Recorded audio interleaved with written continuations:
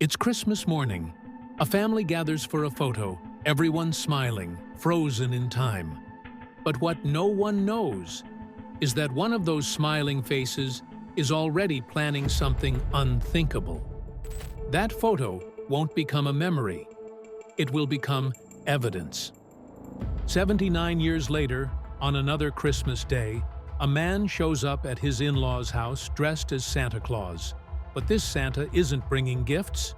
He's bringing something far darker.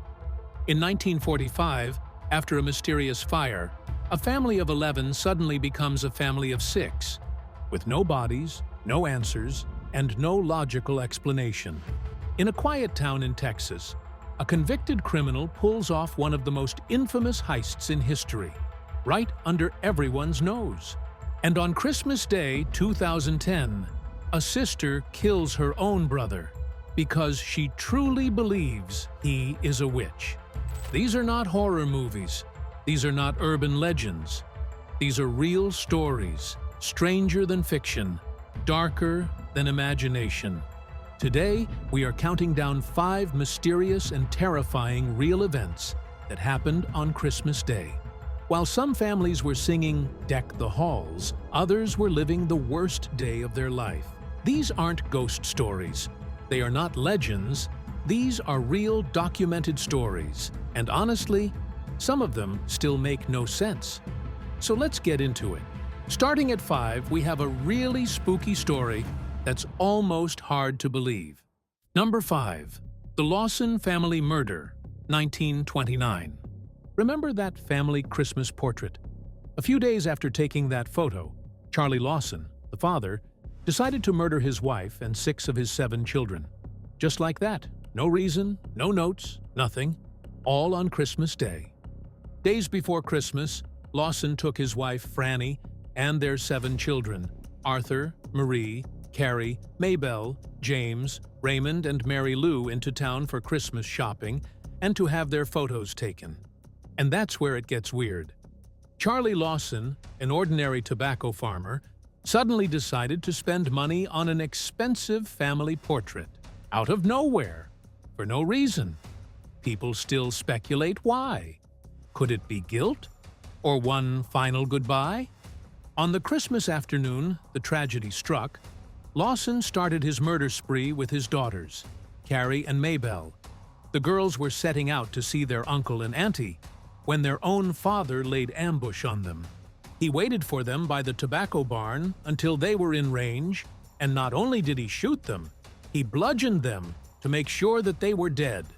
You would think that would get the killing out of his system, but Lawson was just getting started. He returned to the house to unleash his carnage on the rest of his family, starting with his wife Franny, who he shot the moment he saw her on the porch, his daughter Marie, who was inside and heard the gunshots, was not saved from his wrath because he wasted no time in shooting her too.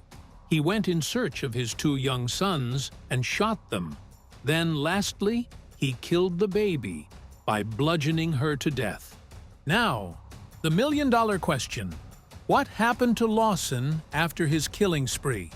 Maybe Lawson felt guilty.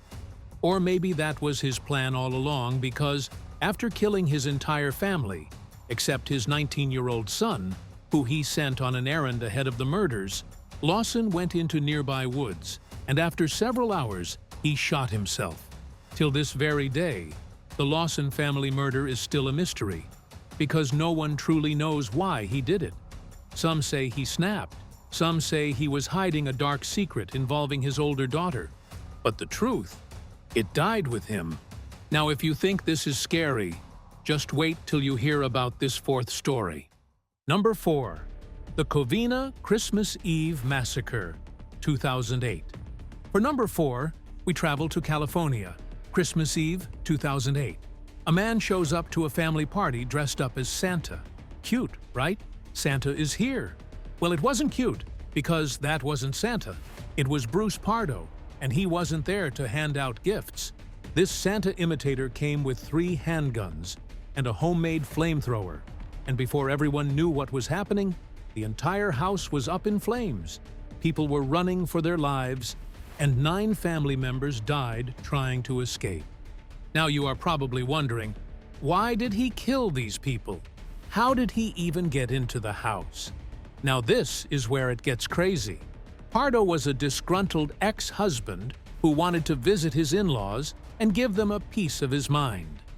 His marriage had ended a week before, and instead of moving on, he planned an attack that felt almost cinematic in how horrifying the deaths were. At 11:30 p.m. on Christmas Eve, Pardo went to his former in-law's house, and when his 8-year-old niece opened the door for him, he immediately brought out his gun and opened fire. When he was done with the guns, you would think Pardo would finally give up. But Pardo was only just getting started. He unwrapped the compressor he brought to pour fuel on the house. The moment the fuel came in contact with open flames, it was fireworks everywhere. Not the good kind of fireworks. It was the kind that killed 9 people, including his ex-wife, Sylvia Ortega Pardo. So what happened to Pardo? Well, he killed himself on Christmas Day at his brother's house. What a way to start the day's festivities. Now, number 3 is a real mystery, because even 79 years after the incident, there is still no explanation. The Sodder children disappearance, 1945. On Christmas Eve, while most families were probably baking cookies, wrapping presents, or sitting round the tree, the Sodders were escaping for their dear lives because their home had caught fire. George and his wife, Jenny Sodder, had 10 kids, 9 of which were staying with them at their home in Fayetteville, West Virginia. But by the time the Sodders made it out of the burning house, the family of 11 became family 6 because George, Jenny, and 4 of their kids got out. The other 5? Gone. But the real question is what caused the fire. George Sodder was initially Giorgio Sodu. He was an Italian who had come to America for a better life and would never talk about the real reason why he had left home. In 1942, where George and Sylvia had their last child, their second oldest child had left home to fight in World War II. The year after that, Mussolini was executed, and that seemed to please George because he became very vocal about his criticism for the late dictator. But that did not go down well with the Italian community, as strange things began to happen in the Sodder household. One afternoon, a life insurance salesman visited Sodder's house, and after George had told him off, he told George that the house would go up in smoke and it was going to be destroyed. Another stranger came to the house under the guise of work and took the occasion to check the house and told George that a pair of fuse boxes would cause a fire someday. Now this is where it gets weird, because he just got the house rewired and the electric company said the house was safe. Either that stranger was a seer or the fire was staged, because on Christmas morning at 1 a.m., the Sodders' house was set on fire, and only George, Jenny, and 4 of his kids were able to escape. Till this day, the body of the remaining 5 Sodder kids were never found, and the surviving Sodder family members believed for the rest of their lives that the 5 missing children survived. As if all these weren't weird enough, someone claimed to have seen one of the missing boys as an adult during the 1960s. Now number 2 might sound like something out of a movie, but no, this actually happened in real life. Santa Claus Bank Robbery, 1927. On December 24, 1927, a man dressed as Santa Claus entered a bank in Texas and robbed the bank. This robbery was one of Texas' most infamous crimes, invoking the largest manhunt ever seen in the state. The leader of the heist was Marshall Ratliff, an ex-con who had just been recently pardoned. What he planned to just be a quick in-and-out robbery turned into absolute chaos. People shot back, the police got involved, hostages got involved, and suddenly Santa is in the midst of a gunfight in Central Texas. But why did only Marshall Ratliff wear a costume? Well, Ratliff was a popular face in Cisco. And what better costume to hide behind than Santa Claus? Because the moment the group entered into Cisco, Ratliff immediately put on his Santa beard and costume. Once Ratliff and his men got into the bank, Santa ordered the teller to open the safe and began stuffing money and bonds into his sack. But before long, things escalated Ratliff and his gang took hostages. Police surrounded the bank, and gunshots started ringing in the air. In the crossfire, 6 civilians were wounded.